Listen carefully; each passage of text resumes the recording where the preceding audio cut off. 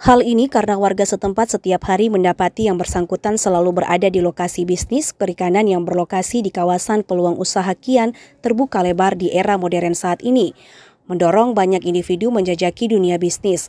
Keuntungan yang menggiurkan dalam dunia bisnis menjadi daya tarik banyak kalangan menggelutinya termasuk anggota polisi. Menurut sumber TVRI, salah satunya yang diduga dilakukan oknum polisi di Banda Neira yang terlibat langsung maupun tidak langsung dalam bisnis perikanan. Ulah yang diduga dilakukan anggota polisi dari Satuan Polairut inisial RA telah merusak citra kepolisian di mata masyarakat. Setelah dikonfirmasi, oknum anggota Polairut tersebut menguraikan bukan dirinya yang melakukan bisnis perikanan.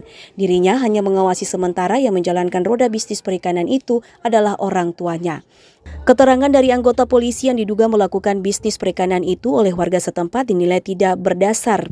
Bila terbukti melakukan aktivitas bisnis perikanan, yang bersangkutan telah merusak citra kepolisian di tengah masyarakat, apalagi di tengah desakan dilakukannya reformasi di tubuh Korps Bayangkara. Pemerhati hukum politik dan pemerintahan Hamsa Nurlili menjelaskan setiap anggota Tribrata harus patuh dan taat terhadap ketentuan yang diatur dalam Undang-Undang Nomor 2 Tahun 2002 yang dijabarkan dalam Perkap Kapolri.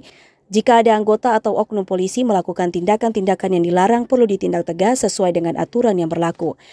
Hamsa Nurlili mendesak Kapolda Maluku menindak tegas oknum yang bersangkutan bila terbukti melakukan tindakan yang merusak citra institusi kepolisian. Polisi harus bertindak sebagai seorang Tribrata sejati, pelindung pengayom masyarakat. Bahwa ada polisi juga yang berbisnis. Memang berbisnis pada skala yang mana? Tapi kalau sudah berbisnis yang pada akhirnya menggunakan jabatan, wewenang untuk menekan masyarakat dalam kaitannya dengan persoalan bisnis, itu pasti dilarang. Dan itu bertentangan dengan tupoksi dia sebagai seorang anggota kepolisian. Jika ada oknum yang menyatakan dia kebal hukum, ya kita bisa lihat. Ya tinggal tunggu tanggal mainnya saja.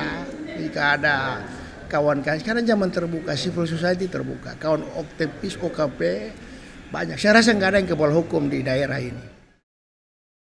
Dijelaskan secara organisatoris, bagi setiap anggota Polri sudah diatur apa yang boleh dan yang tidak boleh dilakukan sehingga mereka menjadi Tribrata sejati yang senantiasa dapat melindungi dan mengayomi masyarakat.